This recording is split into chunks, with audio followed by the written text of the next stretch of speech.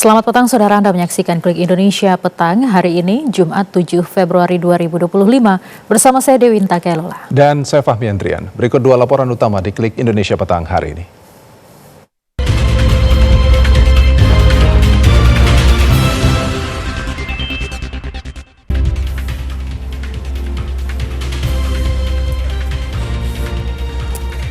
Munas Alim Ulama Nahdlatul Ulama 2025 menetapkan kepemilikan laut atas nama individu atau korporasi hukumnya haram.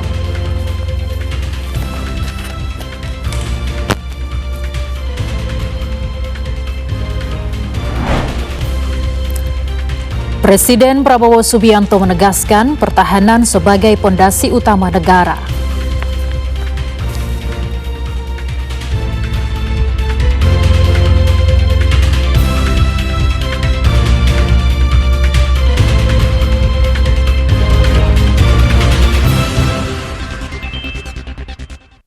Klik Indonesia Petang kami awali dengan informasi TNI Angkatan Laut kembali menunda pembongkaran pagar laut di wilayah perairan Kabupaten Tangerang, Banten akibat cuaca buruk dan gelombang tinggi. Sebelumnya Kepala Staf TNI Angkatan Laut Laksamana TNI Muhammad Ali menyatakan pihaknya akan segera menuntaskan pembongkaran pagar laut di Tangerang, Banten. TNI Angkatan Laut kembali menunda pembongkaran pagar laut di wilayah perairan Tangerang, Banten hari ini akibat gelombang tinggi dan cuaca buruk. TNI Angkatan Laut akan kembali melakukan pembongkaran pagar laut jika kondisi cuaca lebih baik. Sebelumnya, Kepala Staf TNI Angkatan Laut Laksamana TNI Muhammad Ali menyatakan proses pembongkaran pagar laut di perairan Tangerang, Banten hampir selesai. Pagar laut tersisa 8 km dari total 30,16 km. Kasal menyatakan pencabutan pagar laut tersebut sesuai dengan arahan Presiden Prabowo Subianto. Pagar laut udah hampir selesai ini ya. Udah tinggal 8 km lagi yang belum diangkut, belum dicabut ya. Intinya kita bersama nelayan, bersama seluruh aparat maritim lainnya berusaha mengurangi kesulitan para nelayan. Karena itu pesan Bapak Presiden berkali-kali dalam setiap pertemuan selalu menyampaikan bahwa TNI sebisa mungkin harus bisa membantu kesulitan rakyat. Itu yang paling penting. Pembongkaran pagar laut tersebut merupakan hasil kerja TNI AL dan beberapa kementerian lembaga terkait sejak 18 Januari 2025 lalu. Munas Alim Ulama Nahdlatul Ulama 2025 menetapkan kepemilikan laut atas nama individu atau korporasi hukumnya haram. Nahdlatul Ulama menyampaikan negara hanya dapat memberikan izin pemanfaatan laut untuk kepentingan tertentu seperti perikanan atau pariwisata, bukan hak kepemilikan penuh. Musyawarah Nasional Alim Ulama Nahdlatul Ulama 2025 menetapkan kepemilikan laut atas nama individu atau korporasi hukumnya haram. Ketua Sidang Komisi Batsul Masail Waqiyah, Kiai Haji Muhammad Khalil Nafis menyatakan negara tidak boleh menerbitkan sertifikat kepemilikan laut atau hak guna bangunan di kawasan laut baik kepada individu ataupun korporasi. Kiai Haji Muhammad Khalil Nafis menyatakan negara hanya dapat memberikan izin pemanfaatan laut untuk kepentingan tertentu seperti perikanan atau pariwisata, karena laut boleh dimanfaatkan siapa saja untuk berbagai pemanfaatan kepentingan bersama, bukan hak kepemilikan penuh suatu individu atau korporasi. Sertifikat laut, apakah laut itu bisa dikapling untuk dimiliki sebagian dan seterusnya, maka laut itu menjadi mal al-mushtarak yang menjadi milik kita bersama, dan itu harus ada pada penguasaan negara, tapi negara tidak boleh dalam hukum Islam memberikan hak milik kepada individu atau korporasi terhadap laut itu. Musyawarah Nasional Alim Ulama Nahdlatul Ulama 2025 mendorong pemerintah untuk memastikan pemanfaatan laut tetap berkelanjutan dan tidak merugikan masyarakat dan lingkungan. Presiden Prabowo Subianto kembali menegaskan pertahanan sebagai fondasi utama negara. Penegasan ini diungkapkan Kepala Negara saat memimpin sidang perdana Dewan Pertahanan Nasional di Istana Kepresidenan Bogor, Jawa Barat. Presiden Prabowo Subianto menegaskan pertahanan negara adalah fondasi utama dalam kehidupan berbangsa dan bernegara. Kepala negara mengingatkan bahwa Konstitusi Indonesia secara jelas menempatkan perlindungan bangsa dan negara sebagai tujuan utama nasional. Presiden Prabowo juga mengulas bagaimana dinamika geopolitik global saat ini semakin menegaskan pentingnya pertahanan bagi eksistensi sebuah negara. Kepala negara menyatakan bahwa dalam statecraft atau konsep bernegara, berbagai aliran telah berkembang, mulai dari aliran ideologi hingga aliran kemakmuran. Namun dalam situasi dunia yang penuh ketidakpastian saat ini, asas yang dominan adalah survival atau bertahan hidup bagi suatu bangsa. Hal ini diungkapkan Presiden Prabowo Subianto saat memimpin sidang perdana Dewan Pertahanan Nasional di Istana Kepresidenan Bogor, Jawa Barat. Bahwa dalam statecraft ataupun bernegara, aliran bernegara itu ada aliran ideologi, aliran kemakmuran, tapi yang sekarang menonjol, yang sekarang mencuat dan yang sekarang sepertinya berlaku adalah aliran bernegara berdasarkan azas realisme. Adanya negara adalah tujuannya adalah survival bagi bangsa kita. Sidang perdana Dewan Pertahanan Nasional menjadi momentum bersejarah karena untuk pertama kalinya sejak 22 tahun pasca pengesahan Undang-Undang Nomor 3 Tahun 2002 tentang Pertahanan Negara, Dewan Pertahanan Nasional akhirnya terbentuk dan mulai menjalankan tugasnya. Keberadaan DPN diharapkan dapat menjadi pilar utama dalam merancang kebijakan pertahanan yang adaptif terhadap tantangan global serta memastikan Indonesia tetap kokoh sebagai negara yang berdaulat dan berdaya tahan tinggi. Kita beralih ke sorotan lain. Saudara, ratusan atap rumah warga di Tambun Selatan, Kabupaten Bekasi, Jawa Barat tersapu angin puting beliung. Sebanyak 195 rumah terdiri dari 4 RW yang terdampak kerusakan cukup parah. Inilah rekaman CCTV milik warga yang merekam detik-detik angin puting beliung kurang dari 1 menit menerpa rumah warga. Angin dengan kecepatan tinggi disertai hujan menerjang Kampung Buek, Desa Sumberjaya, Kecamatan Tambun Selatan, Kabupaten Bekasi, Jawa Barat. Akibat peristiwa tersebut, ratusan rumah rusak pada bagian atap, bahkan kuatnya hembusan angin membuat kanopi rumah warga terbawa angin hingga sejauh 30 meter. Selain itu, angin juga menumbangkan pohon jati dan meluluhlantahkan atap rumah hingga tidak tersisa. Warga menyatakan angin disertai hujan datang secara tiba-tiba.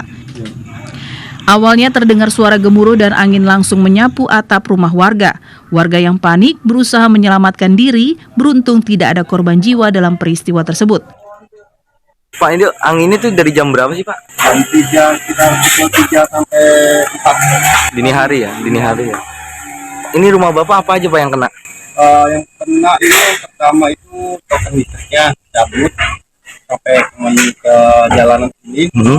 Terus kalau ke tiban pondok. Oh, asbesnya, Pak, ya?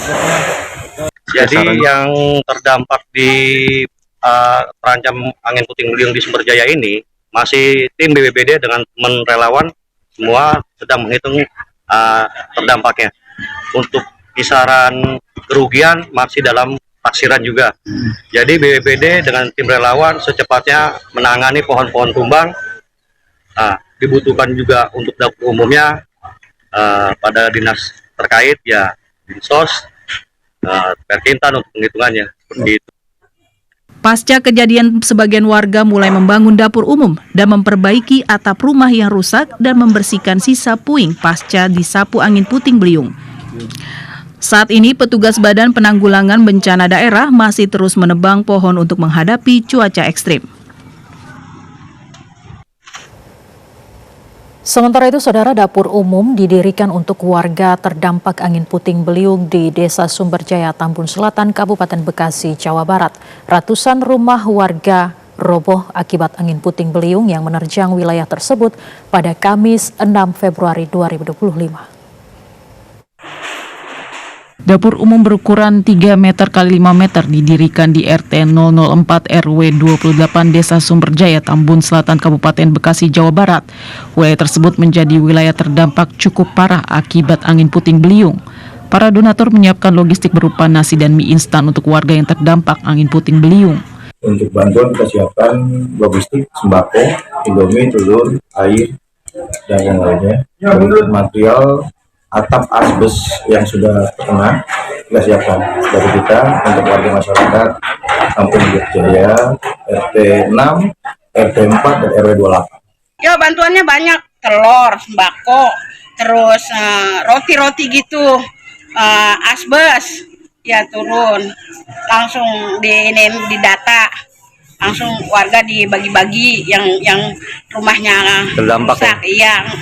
Sedikitnya 130 rumah warga di RW 28 Desa Sumberjaya, Tambun Selatan, Kabupaten Bekasi, Jawa Barat rusak parah setelah diterjang angin puting beliung. Sementara di RT 004 RW 28 Desa Sumberjaya, total rumah rusak sebanyak 47 unit. Di lokasi ini objek kerusakan rumah beragam, mulai dari asbes serta kanopi rumah terbang tersapu angin dan beberapa tembok rumah runtuh. Dari Kabupaten Bekasi, Jawa Barat, Ahmad Bukhari melaporkan. 3 kapal tongkang memuat batu bara terdampar di pesisir pantai Habibi, Kecamatan Pulau Ampel, Kabupaten Serang, Banten. Ketiga kapal tongkang yang terdampar di bibir pantai setelah terhempas gelombang akibat cuaca buruk tersebut kini mengganggu aktivitas nelayan yang akan melaut. 3 kapal tongkang yang biasa mengangkut muatan batu bara di kawasan pembangkit listrik tenaga uap atau PLTU Suralaya terdampar di pesisir pantai Habibi di wilayah Salira, Desa Mangunreja, Kecamatan Pulau Ampel, Kabupaten Serang, Banten. 3 kapal tongkang yang dalam kondisi kosong atau tanpa muatan batu bara ini terombang-ambing dan terhempas gelombang akibat cuaca buruk yang menerjang perairan Salira hingga terdampar ke pesisir pantai Habibi. Beruntung dalam musibah ini tidak menimbulkan korban jiwa. 1 unit kapal tugboat terlihat dikerahkan untuk membantu mengevakuasi dengan menarik kapal tongkang dari bibir pantai Habibi agar tidak mengganggu aktivitas perahu para nelayan. Namun upaya evakuasi kapal tongkang tersebut tidak juga membuahkan hasil akibat cuaca di perairan Salira masih memburuk. Iya Pak, ini tongkang dari tengah kena ombak arus ke pantai Habibi. Mohon minta kapalnya ini ditarik tongkangnya Pak, karena terganggu. Sudah berapa lama Pak? Kurang lebih 3-4 hari Pak. Ini tongkang isi apa kosong nih Pak? Kayaknya kosong ini Pak. Ini rencana tongkang mau dibawa kemana nih Pak? Rencana mau dibawa ke Kaputra Galangan tongkang. Mau perbaikan? Iya, perbaikan. Akibat terdamparnya 3 kapal tongkang yang berada di bibir pantai Habibi membuat kapal nelayan terganggu karena terhalang. Para nelayan setempat berharap cuaca di perairan tersebut dapat kembali normal sehingga 3 kapal tongkang dapat evakuasi agar para nelayan dapat kembali beraktivitas melaut. Dari Cilegon, Banten, Jayawarnata melaporkan. Cuaca buruk yang terjadi dalam beberapa hari terakhir membuat nelayan di Teluk Popoh, Tulung Agung, Jawa Timur enggan melaut. Beberapa nelayan yang nekat melaut hanya mendapatkan sedikit tangkapan. Angin kencang disertai gelombang tinggi yang terjadi di perairan Samudra Hindia, khususnya di wilayah selatan Tulung Agung, Jawa Timur, membuat nelayan Teluk Popoh, Desa Besole, Kecamatan Besuki enggan melaut. Para nelayan kapal jaring selerek lebih memilih menambatkan kapal-kapal mereka di sekitar Teluk Popoh. Salah seorang nelayan, Jumarianto, menyatakan cuaca buruk terjadi sejak 5 hari terakhir. Di wilayah perairan jarak 4 mil laut dari pelabuhan, ketinggian ombak mencapai 2 meter, sedangkan di tengah laut jarak 10 hingga 15 mil ketinggian ombak bisa mencapai 3 meter. Kondisi tersebut menyebabkan sebagian besar nelayan enggan melaut. Hanya sebagian kecil nelayan pemancing yang nekat melaut, namun hasil tangkapan ikan lebih sedikit dibanding pada cuaca normal. Cuacanya lumayan buruk mas cuacanya. Cuacanya buruk. Kondisinya seperti apa? Angin kencang, ombak besar. Terus untuk saat ini aktivitas nelayan gimana? Yo mau tidak mau berhenti. Berhenti. Semua jenis ini kapal atau ada beberapa yang nekat melaut juga? Enggak semua juga sih cuma yo sebagian kecil lah yang berani melaut mas, kayak karena gelombangnya besar. Sementara itu, berdasarkan informasi peringatan dini yang dikeluarkan Badan Meteorologi, Klimatologi, dan Geofisika BMKG, mulai tanggal 6 hingga 9 Februari, tinggi gelombang 2,5 hingga 4 meter berpeluang terjadi di perairan Tulung Agung dan sekitarnya. Dari Tulung Agung, Chandra Adi Surya melaporkan. Kepala Komunikasi Kepresidenan Hasan Nasbi mengatakan reshuffle atau perombakan kabinet merupakan hak prerogatif Presiden Prabowo Subianto. Hasan Nasbi mengatakan hanya Presiden Prabowo yang mengetahui waktu reshuffle. Kepala Komunikasi Kepresidenan Hasan Nasbi mengungkapkan belum memiliki informasi mengenai rencana perombakan kabinet bakal dilakukan. Meski dalam pidato Presiden beberapa waktu lalu sudah menyinggung mau menyingkirkan pihak yang tidak sejalan dengan arah pemerintahannya. Hasan Nasbi mengatakan Presiden Prabowo selalu memberikan arahan, termasuk juga memberi pengingat kepada anggota kabinet, sehingga arahan kepala negara beberapa waktu lalu berlaku umum dan bertujuan agar anggota kabinet bekerja demi kepentingan rakyat, serta tidak membawa kepentingan lain dalam rangka bekerja dengan Presiden. Di Republik ini hanya Pak Presiden, jadi ini kan sepenuhnya kewenangan Pak Presiden. Jadi soal kapan waktunya, siapa orangnya, itu betul-betul hanya Presiden yang tahu. Yang di luar ini kan cuma menerka-nerka aja. Kita juga tidak punya informasi yang cukup mengenai kapan itu akan dilaksanakan dan siapa orangnya, kita nggak punya informasi soal itu. Itu betul-betul kewenangannya Presiden. Kepala Komunikasi Kepresidenan Hasan Nasbi menyatakan kondisi Kabinet Merah Putih saat ini masih baik. Bahkan dalam beberapa rapat, Presiden Prabowo kerap memuji kinerja yang dilakukan jajarannya. Dan Saudara, Klik Indonesia Petang masih akan kembali dengan informasi lain usai jeda. Tetaplah bersama kami.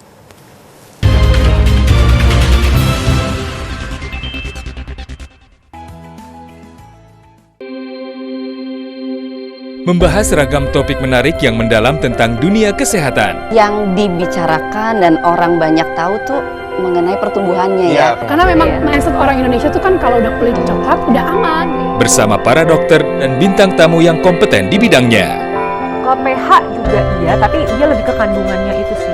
Halo Dokter, Senin sampai Kamis pukul 9.30 waktu Indonesia Barat.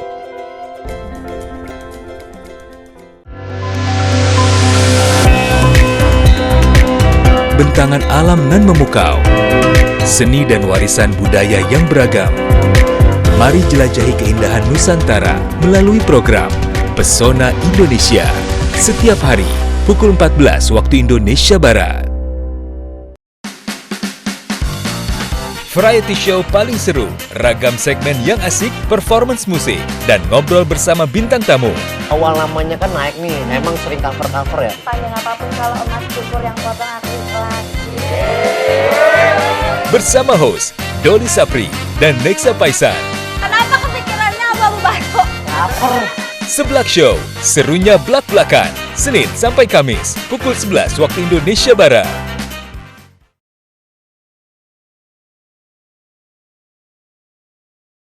Allahu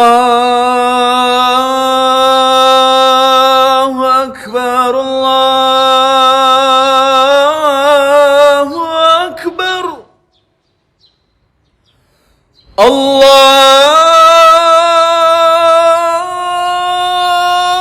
Akbar, Allahu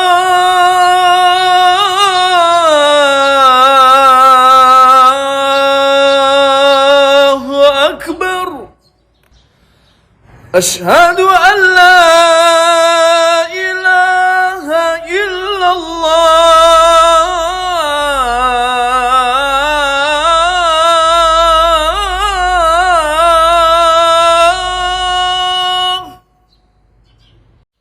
أشهد أن لا إله إلا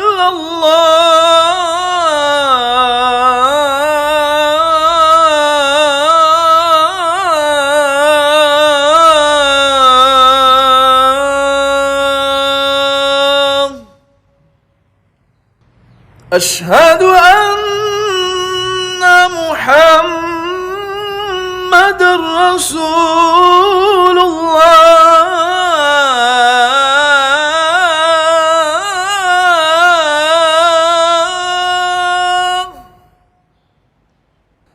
أشهد أن محمد رسول الله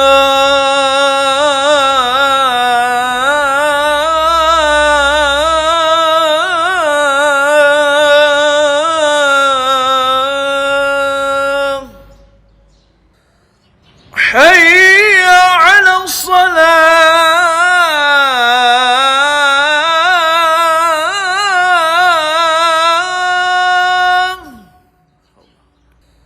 حي على الصلاة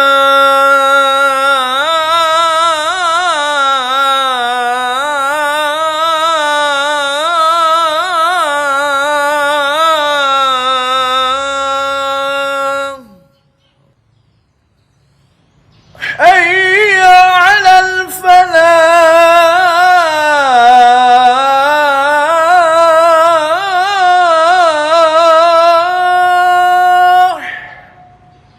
حي على الفلاح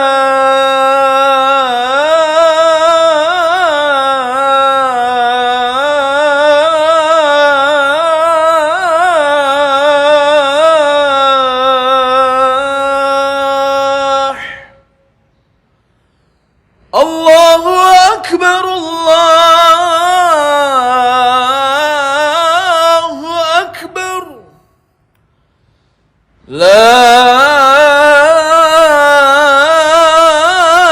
إله إلا الله اللهم رب هذه الدعوة التامة والصلاة القائمة آت محمد وسيلة والفضيلة وابعث مقاما محمودا الذي وعده إنك لا تخلف الميعاد. Terima kasih Anda masih terus bersama kami di Klik Indonesia Petang. Kita ikuti informasi selanjutnya. Saudara Menteri Keuangan Sri Mulyani Indrawati memastikan bahwa gaji ke-13 dan THR bagi ASN tetap akan cair pada 2025. Proses persiapan pencairan gaji ke-13 dan tunjangan hari raya bagi aparatur sipil negara tahun 2025 terus berlanjut di tengah isu efisiensi anggaran. Menteri Keuangan Sri Mulyani memastikan gaji ke-13 dan 14 bagi pegawai negeri sipil tetap dianggarkan dalam APBN 2025 dan sedang dalam proses pencairan.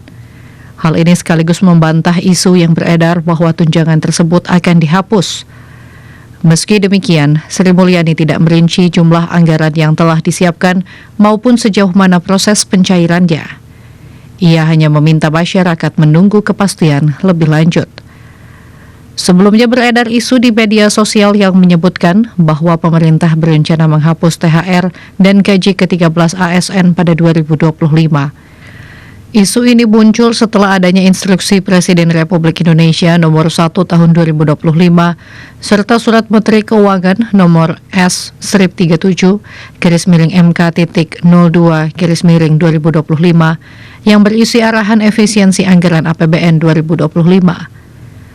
Dalam surat tersebut ditetapkan 16 pos belanja yang perlu mengalami pemangkasan anggaran dengan persentase bervariasi mulai dari 10% hingga 90%. Presiden Prabowo Subianto menargetkan penghematan anggaran negara sebesar Rp306,69 triliun, termasuk pemangkasan belanja kementerian lembaga dan alokasi dana transfer ke daerah. Kepala Komunikasi Kepresidenan Hasan Nasbi mengatakan gaji ke-13 dan 14 bagi aparatur sipil negara merupakan hak yang akan tetap dibayarkan.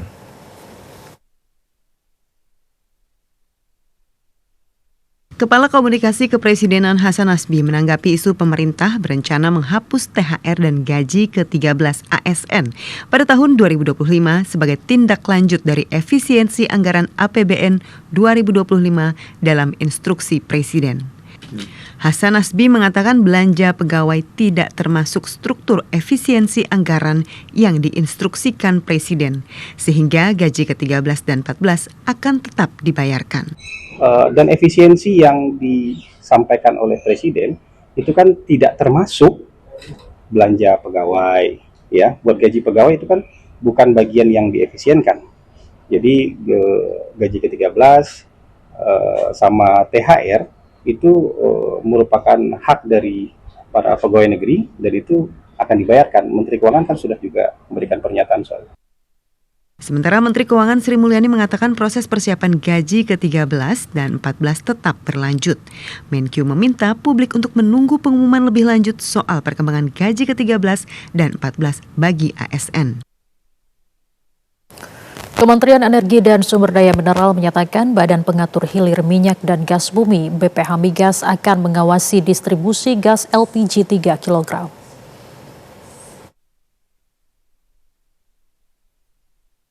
Wakil Menteri Energi dan Sumber Daya Mineral Yulio Tanjung menyatakan Badan Pengatur Hilir Minyak dan Gas Bumi atau BPH Migas akan mendapatkan wewenang baru untuk mengawasi distribusi LPG 3 kg.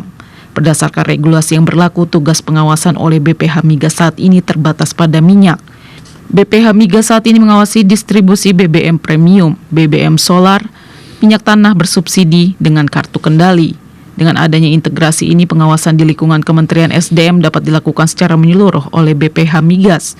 Terlebih badan usaha yang mendistribusikan minyak dan gas bersubsidi umumnya sama, sehingga pengawasan terpadu akan lebih efektif.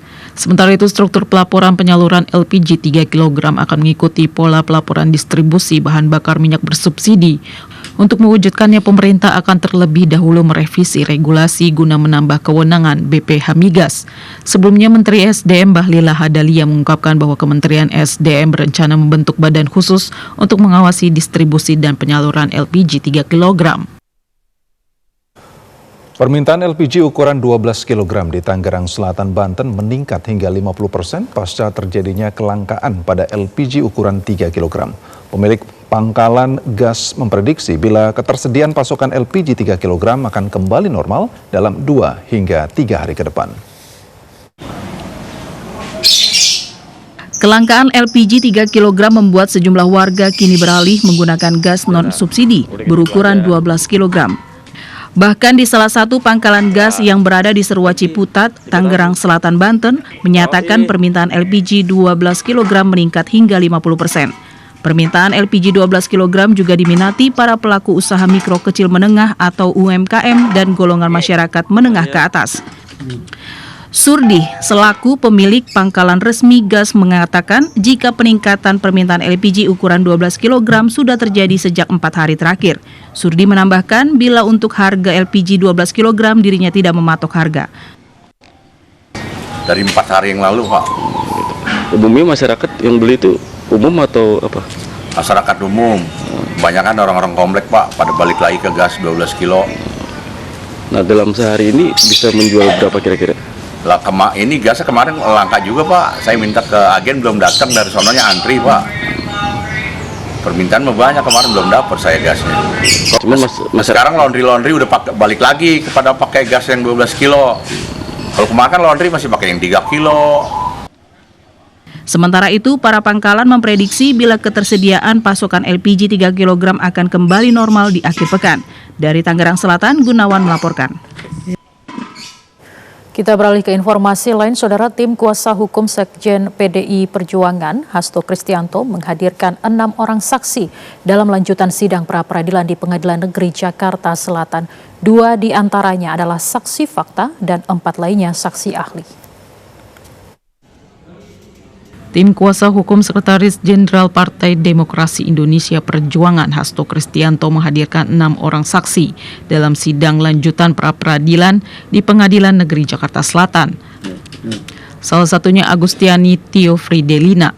Agustiani merupakan mantan anggota Bawaslu sekaligus anggota PDI Perjuangan yang turut mengurus kasus suap Harun Masiku menyangkut pergantian antar waktu DPR RI periode 2019 hingga 2024. Selain Agustiani, kubu Hasto juga menghadirkan staf Hasto Kusnadi yang pernah digeledah dan barang-barang yang disita oleh penyidik KPK pada 10 Juni 2024 lalu. Tidak hanya itu, pihak Hasto juga menghadirkan pengacara PDI Perjuangan Doni Tri Istiqomah. Doni turut ditetapkan sebagai tersangka dalam kasus dugaan suap Harun Masiku bersama Hasto Kristianto. Dalam perkara ini, Hasto Kristianto bersama dengan Harun Masiku, Saiful Bahri, dan Doni Tri Istiqomah diduga menyuap eks-komisioner KPU Wahyu Setiawan dan eks-anggota Bawaslu Agustiani Tio Fridelina. sebesar $19.000 Singapura dan $38.350 Singapura pada periode 16 Desember 2019 hingga 23 Desember 2019. Uang ini disebut KPK diberikan supaya Harun Masiku ditetapkan sebagai anggota DPR RI periode 2019 hingga 2024 dari Dapil 1 Sumsel. Komisi Pemberantasan Korupsi KPK menegaskan penetapan tersangka terhadap Sekjen PDI Perjuangan Hasto Kristianto sesuai prosedur. Sebagai bukti dalam kasus dugaan suap, pergantian antar waktu anggota DPR sudah dibuka dalam pra-peradilan. Juru bicara KPK Tessa Mahardika Sugiarto menyatakan KPK meyakini tindakan penetapan tersangka terhadap Sekjen PDI Perjuangan Hasto Kristianto sudah sesuai prosedur dan aturan hukum yang berlaku. Tessa enggan menjelaskan secara rinci bukti yang belum dibuka di pra-peradilan, namun ia menyatakan sebagian bukti keterlibatan Hasto Kristianto di sidang pra-peradilan bertujuan meyakinkan majelis tunggal. Juru bicara KPK Tessa Mahardika menjelaskan seluruh informasi yang disampaikan Biro Hukum KPK di sidang pra-peradilan bertujuan untuk memberi keyakinan kepada hakim bahwa penetapan tersangka Hasto Kristianto sesuai dengan prosedur dan aturan hukum yang berlaku. Dalam kasus ini KPK menyebut Hasto Kristianto bersama dengan Harun Masiku dan sejumlah pihak lainnya diduga menyuap eks-komisioner KPU periode 2017 hingga 2022 Wahyu Setiawan serta Agustiani Tio yang merupakan eks-Bawaslu pada Desember 2019 lalu. Suap diberikan agar Harun dapat ditetapkan sebagai anggota DPR RI periode 2019 hingga 2024. Hasto Kristianto turut terjerat dalam kasus dugaan perintangan penyidikan kasus Harun Masiku. Ia diduga melakukan sejumlah perbuatan yang menghambat penyidikan KPK dalam kasus itu. Saudara Dirlantas Polda Jawa Barat bersama Komite Nasional Keselamatan Transportasi atau KNKT melakukan pemeriksaan truk yang menjadi pemicu kecelakaan maut di gerbang tol Ciawi Bogor, Jawa Barat. Selain masih mengumpulkan barang bukti, petugas juga belum melakukan penetapan hukum kepada supir truk karena masih dalam perawatan di rumah sakit. Tim gabungan dari Dirlantas Polda Jawa Barat, Komite Nasional Keselamatan Transportasi KNKT, Ikatan Penguji Kendaraan Bermotor, dan agen pemegang merek melakukan rem cek atau pemeriksaan fisik truk yang menjadi pemicu kecelakaan maut di pos terpadu Katulampa, Kota Bogor. Dalam pengecekan ini, petugas memeriksa satu persatu komponen kendaraan mulai dari ban, sistem pengereman, hingga panjang kendaraan. Kondisi truk yang terbakar ini juga menjadi kendala petugas dalam pemeriksaan yang berlangsung selama lebih dari 3 jam.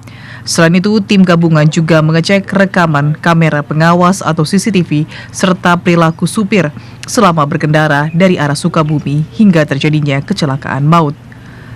Rem cek ini sengaja dilakukan petugas guna melengkapi bukti-bukti penyidikan. Ini sementara kita sampai ke 45, kemudian nanti kita akan telusuri lagi dari mulai berangkatnya truk ini dari mana. Jadi kita sudah mendapatkan keterangan, nanti akan kita cross check kembali bahwa kendaraan ini berangkat dari poolnya di wilayah Sukabumi. Nah ini kita lihat lagi jam berapa dari sana dia berangkatnya, kemudian bagaimana tingkah laku daripada pengemudi ini sepanjang perjalanan. Nanti kita sambil mengumpulkan penelusuran melalui CCTV yang ada di perjalanan. Polisi juga belum menetapkan status hukum kepada sang supir karena masih dalam perawatan di rumah sakit akibat kecelakaan tersebut.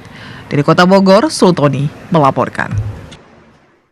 Pasca kecelakaan truk maut di gerbang tol Ciawi 2, hingga kini 5 korban masih dirawat di Rumah Sakit Umum Daerah Ciawi Bogor, Jawa Barat. Sementara itu, 2 jenazah yang belum berhasil teridentifikasi masih menunggu hasil tes DNA dari tim Lab Dokes Kesehatan Mabes Polri. Insiden kecelakaan lalu lintas di pintu gerbang tol Ciawi 2, Bogor, Jawa Barat menewaskan 8 orang dan 11 korban luka-luka. Hingga saat ini pasca kecelakaan, korban selamat yang masih mendapatkan perawatan intensif dari dokter RSUD Ciawi tersisa 5 orang. Secara umum, kondisi kelima pasien ini sudah lebih baik dari kemarin, tapi belum bisa diajak komunikasi. Dirut RSUD Ciawi Fusia Mediawati mengatakan saat ini masih ada 5 orang yang masih mendapatkan perawatan di RSUD Ciawi, 3 orang dirawat di ruangan Bougainville dan 2 orang dirawat di ruangan Anggrek. Saat ini pasien di ruangan Bougainville bernama Dani, Sukanta, dan Bendi, ketiganya dalam kondisi belum bisa dikatakan baik dan didiagnosis mengalami cedera kepala sedang.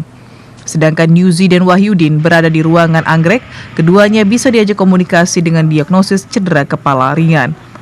Dirut RSUD Ciawi menyatakan kondisi supir truk sudah berangsur membaik, namun masih belum bisa diajak komunikasi dan masih mendapatkan perawatan dari dokter spesialis bedah saraf. Jadi sampai saat ini masih ada 5 orang yang dirawat di RSUD Ciawi, 3 orang dirawat di ruangan Bougainville dan 2 orang dirawat di ruangan Anggrek. Secara umum, kondisi dari kelima pasien ini sudah lebih baik dari kemarin. Namun memang karena kondisi awal masuk juga sudah cukup berat sehingga sampai saat ini masih belum banyak yang bisa diajak berkomunikasi. Sementara itu 2 jenazah yang belum berhasil teridentifikasi masih menunggu hasil tes DNA dari tim Labdokes Kesehatan Mabes Polri. Tim Labdokes Kesehatan Mabes Polri masih melakukan pencocokan DNA keluarga dan DNA jenazah yang akan memakan waktu hingga 7 hari. Dari Kabupaten Bogor, Sultoni melaporkan. Saudara Komisi Pemilihan Umum Republik Indonesia menyatakan 505 kepala daerah yang sudah ditetapkan sebagai pasangan calon terpilih akan dilantik secara serentak.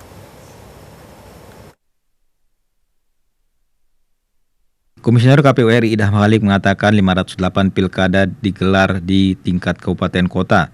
Dari jumlah itu 275 diantaranya sudah selesai karena tidak ada gugatan ke MK. Kepala daerah terpilih telah ditetapkan pada 7 hingga 9 Januari 2025. Sementara itu 233 KPU kabupaten kota mendapat gugatan hasil pilkada di MK. Dari jumlah tersebut, 196 diantaranya sudah dinyatakan tidak berlanjut ke tahap pembuktian sehingga mulai melakukan penetapan kepala daerah terpilih. Idham menjelaskan hingga saat ini ada 471 KPU kabupaten kota yang telah menetapkan pasangan calon kepala daerah dan wakil kepala daerah terpilih. Ratusan kepala daerah tersebut akan dilantik Presiden Prabowo Subianto. Komisioner KPU RI Idham Halik mengungkapkan dari 37 kepala daerah di tingkat Pilgub, 21 diantaranya sudah tuntas dan ada 16 KPU provinsi yang menjadi tergugat di MK. Saat ini masih ada 3 KPU provinsi yang sedang berlanjut mengikuti proses persidangan pemeriksaan lanjutan pokok permohonan di MK. Ketiga KPU provinsi tersebut adalah KPU Kepulauan Bangka Belitung, Papua, dan Papua Pegunungan. Pelantikan kepala daerah terpilih secara serentak telah disepakati oleh pemerintah dan DPR. Namun tanggal pasti pelantikan masih menunggu keputusan Presiden Prabowo Subianto. Saudara Wakil Ketua Umum Partai Golkar Idrus Marham membantah isu keretakan antara Partai Golkar dengan Gerindra.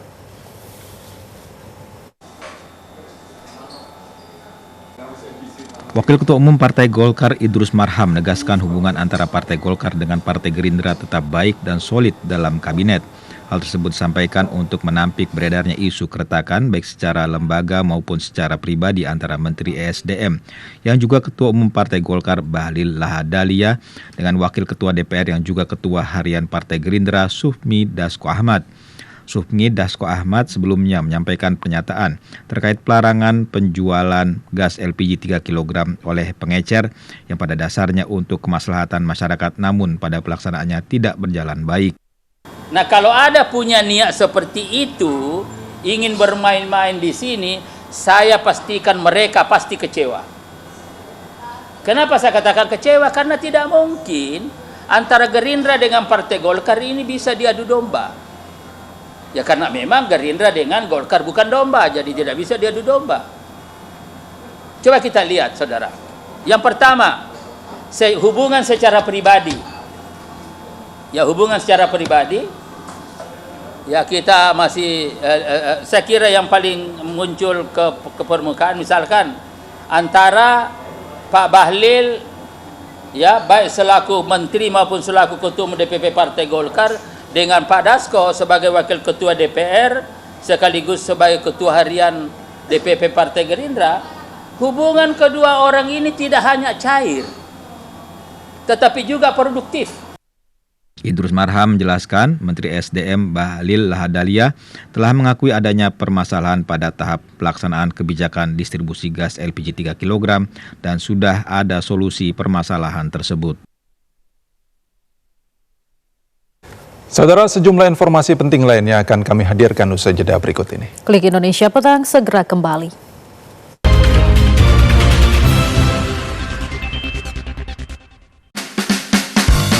Di studio rekaman satu ini, suasana selalu ramai karena ulah karyawan dan tamu yang datang.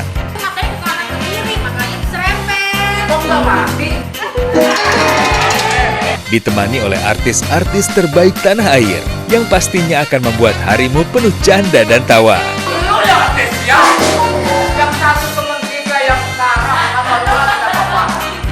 Saksikan Pengen Beken segera. Membahas ragam topik menarik yang mendalam tentang dunia kesehatan. Yang dibicarakan dan orang banyak tahu tuh mengenai pertumbuhannya ya. Karena memang mindset orang Indonesia tuh kan kalau udah kulit coklat udah aman. Bersama para dokter dan bintang tamu yang kompeten di bidangnya. Kalau pH juga iya, tapi dia lebih ke kandungannya itu sih. Halo Dokter, Senin sampai Kamis pukul 9.30 waktu Indonesia Barat. Menelaah dan menelusuri sejarah peradaban umat muslim di Indonesia. Membahas perkembangan dan penyebaran agama Islam di bumi Nusantara. Untuk dijadikan sebagai bangunan benda cagar budaya. Kemudian akan berakhir kemana? Atau kalau dalam filosofi Jawa itu sangkan paraning dumadi. Jejak Islam setiap hari pukul 4 waktu Indonesia Barat.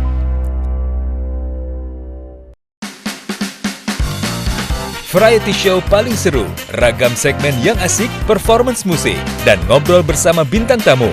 Awal namanya kan naik nih, emang sering cover-cover ya? Panjang apapun kalau emas cukur yang potong aku ikhlas. Bersama host Doli Sapri dan Nexa Paisan. Kenapa kepikirannya abu-abu batu? Cover. Seblak Show, serunya blak-blakan. Senin sampai Kamis, pukul 11 waktu Indonesia Barat.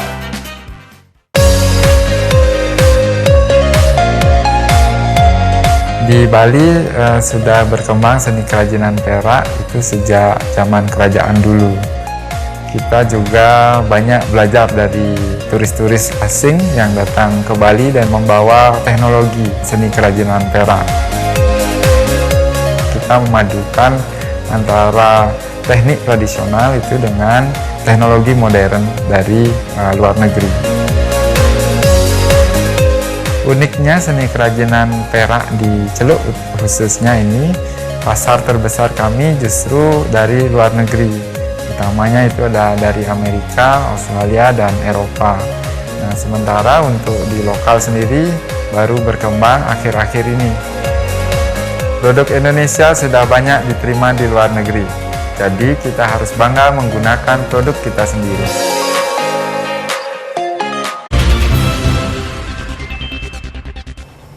Terima kasih saudara, Anda masih terus bersama kami di Klik Indonesia Petang. Saudara, penyakit mulut dan kuku pada sapi yang masih mewabah di sejumlah wilayah di Kabupaten Bojonegoro, Jawa Timur, membuat Dinas Peternakan dan Perikanan setempat harus memperpanjang penutupan pasar hewan, dan perpanjangan penutupan pasar hewan ini dilakukan hingga tanggal 18 Februari mendatang. Pemerintah Kabupaten Bojonegoro melalui Dinas Peternakan dan Perikanan Disnadak Bojonegoro, Jawa Timur memperpanjang penutupan pasar hewan sampai 18 Februari mendatang. Hal ini dilakukan karena perkembangan penyakit mulut dan kuku atau PMK di Kabupaten Bojonegoro masih fluktuatif atau tidak stabil.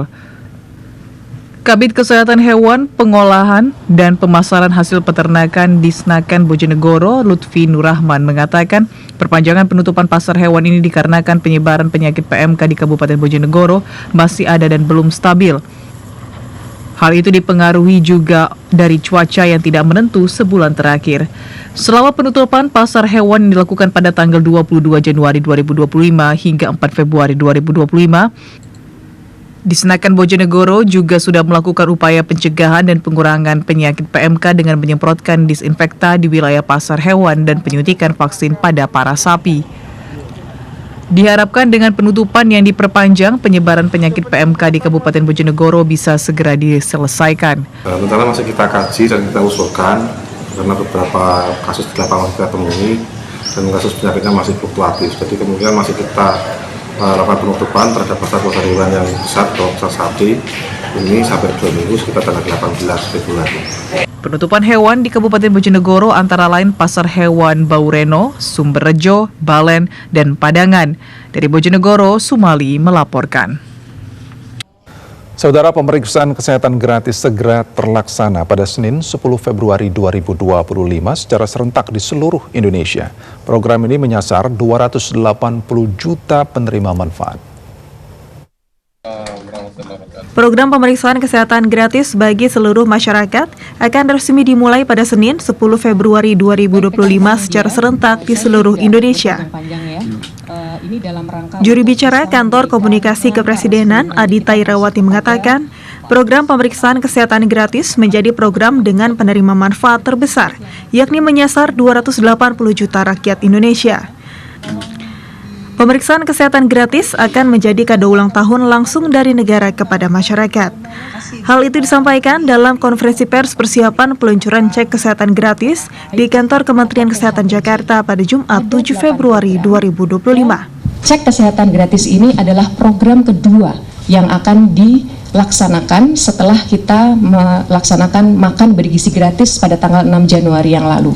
Insya Allah, kesehatan gratis seperti tadi sudah disampaikan akan serentak dilakukan pada tanggal 10 Februari 2025.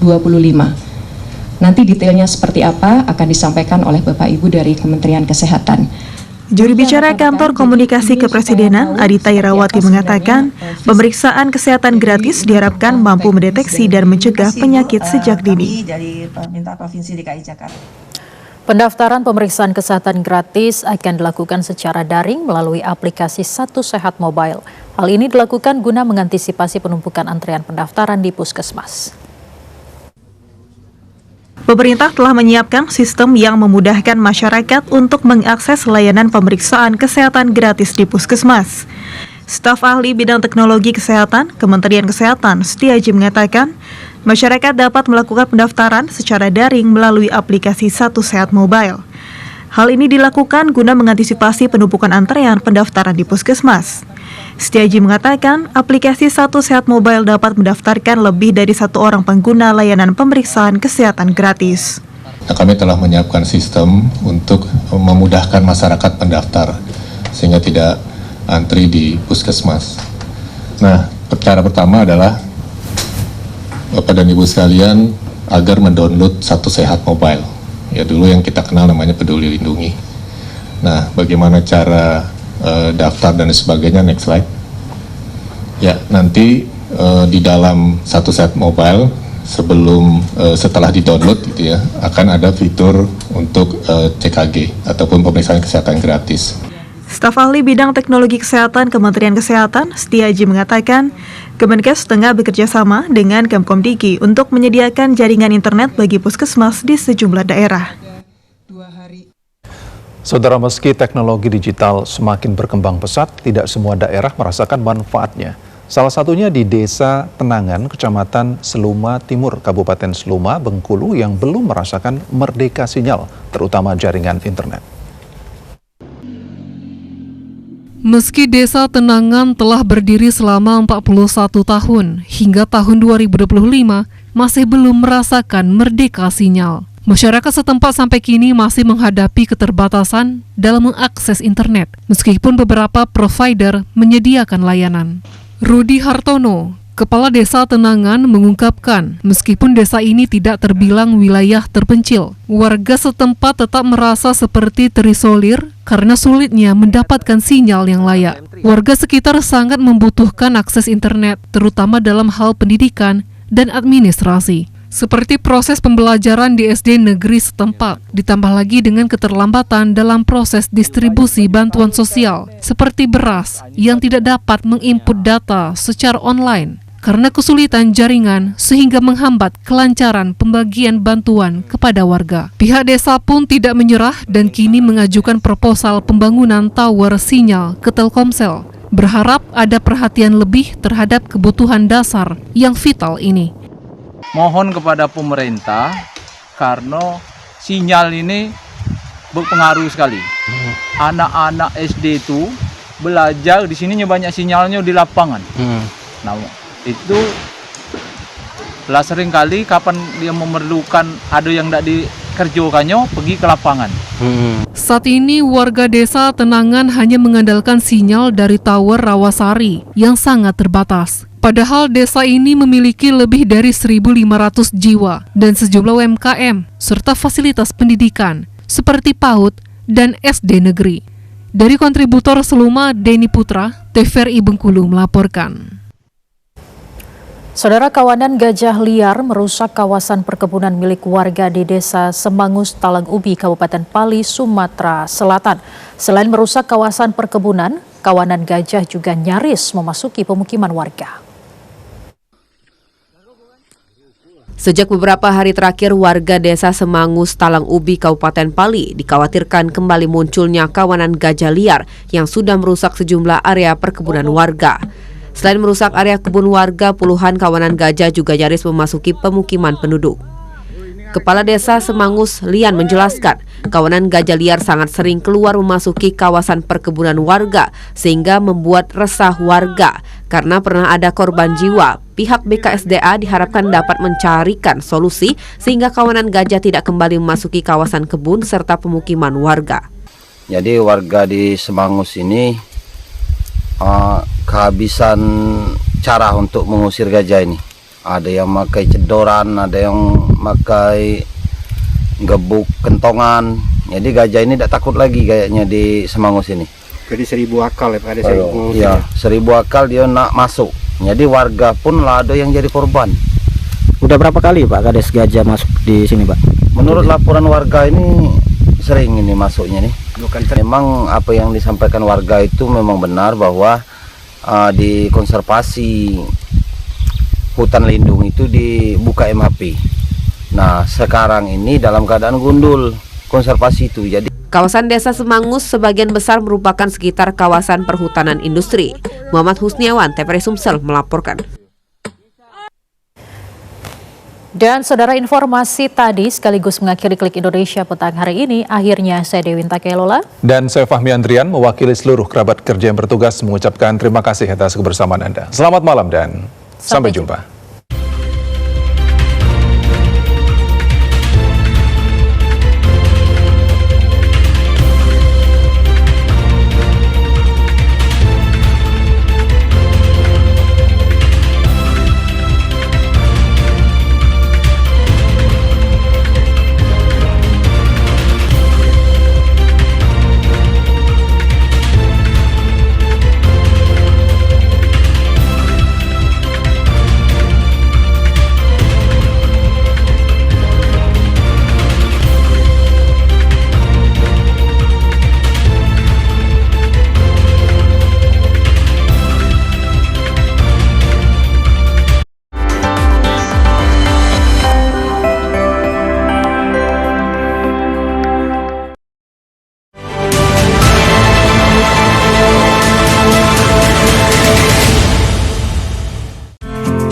Ini Tim Liputan TVR Parlemen melaporkan.